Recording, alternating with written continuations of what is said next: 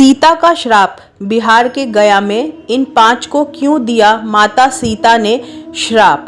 नमस्कार दोस्तों, स्वागत है आपका अपने चैनल ओम शांति पर। दोस्तों, आज की वीडियो में हम जानेंगे कि क्यों बिहार के गया में माता सीता के श्राप से सूख गई फल्गु नदी, गया में गाय से लेकर ब्राह्मण तक क्यों है शापित, क्यों आया था माता सीता को क्रोध।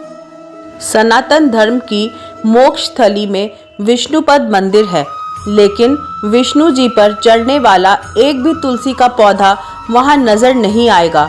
ऐसा कहा जाता है कि गया में 5 वस्तु शापित हैं: फल्गु नदी, तुलसी, कौवा, गाय और ब्राह्मण को माता सीता ने श्राप दिया हुआ है। यही कारण है कि यहाँ एक भी तुलसी का पौधा उगता नहीं है।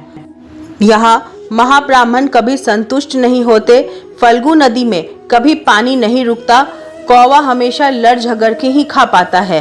ये सारी बातें सदियों से चली आ रही उस परंपरा की है जिसे आज भी हम पूरी मान्यता और विश्वास के साथ ग्रहण करते हैं। क्यों आया था माता सीता को क्रोध और दे दिया था इन 5 को आजीवन श्राप। दोस्तों, चलिए जानते हैं इसके पीछे की कहानी। भूख से व्याकुल राजा दशरथ ने माता सीता के हाथों से ले लिया था पिंड। वाल्मीकि रामायण में एक घटना वर्णित के अनुसार वनवास के दौरान श्री राम, लक्ष्मण और माता सीता पितृपक्ष में श्राद्ध करने के लिए गया पहुंचे। वहां महाब्राह्मण ने श्री राम जी को और लक्ष्मण जी को श्राद्ध कर्म के लिए कुछ आवश्यक पूजा सामग्री लाने के लिए कहा। राम जी और लक्ष्मण जी श्राद्ध कर्म की सामग्री लाने के लिए नगर की ओर निकले और उधर सीता माता नदी किनारे बैठी थीं। राजा दशरथ की व्यग्रता बढ़ती जा रही थी।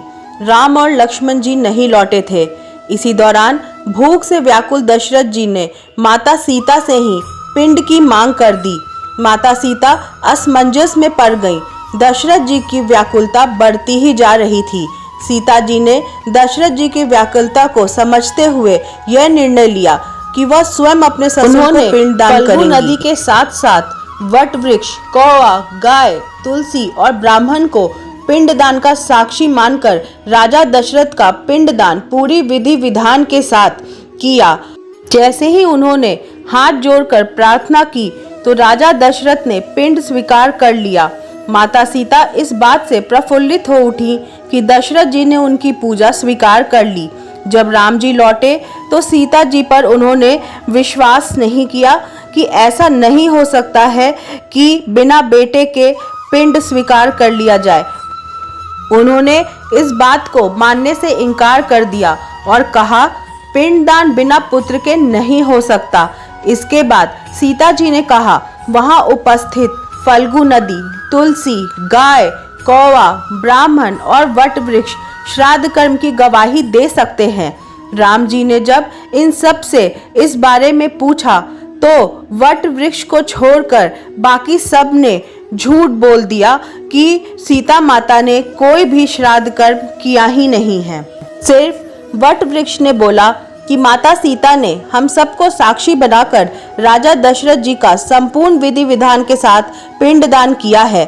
बाकी के 5 साक्षी के झूठ बोलने पर सीता जी को क्रोध आया और उनको आजीवन श्राप दे दिया। उनको फल्गु नदी को ये श्राप दिया कि वो सिर्फ नाम की नदी रहेगी, उसका उपयोग कभी भी नहीं होगा और उसमें कभी भी पानी नहीं ठहरेगा। यही कारण है कि फल्गु नदी गया में आज भी सूखी हुई है। गाय को श्राप दिया कि वह पूजनीय होते हुए भी उसका सिर्फ पिछला हिस्सा पूजा जाएगा और गाय को खाना खाने के लिए दर बदर भटकना पड़ेगा। आज भी गाय की सिर्फ पिछले हिस्से की पूजा की जाती है। सीता ने महाब्राह्मण को श्राप दिया कि वह कभी संतुष्ट नहीं रहेंगे और उन्हें कितना भी मिले उनकी दरिद्रता हमेशा बनी रहेगी। इसीलिए महाब्राह्मण कितने भी दान दक्षिणा के बाद भी असंतुष्ट ही रहते हैं।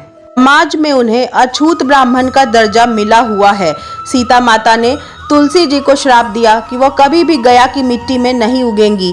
ये आज सत्य है कि गया की मिट्टी में तुलसी जी नहीं उग पाती हैं। वहाँ पे आपको कोई भी तुलसी का पौधा नजर नहीं आएगा। कौए को लड़ झगड़ के खाने का श्राप दिया। कौए हमेशा लड़ झगड़ के ही खा पाते हैं, कभी अकेले नहीं खा पाते। खाने के लिए आपस में हमेशा उन्हें आपस में लड़ाई झगड़ा करना पड़ता है। माता सीता ने जहाँ इन पांचों को श्राप दिया, वहीं वट वृक्ष को दीर्घायु होने का वरदान दिया। माता सीता ने वट वृक्ष को वरदान दिया कि उससे लंबी आयु प्राप्त हो और वह दूसरे को छाया प्रदान करे। पतिव्रता स्त्री उनका स्मरण करके अपने पति की लंबी आयु की कामना करे। आशा करती हूँ आप सबको मेरी दी हुई जानकारी पसंद आई हो। धन्यवाद।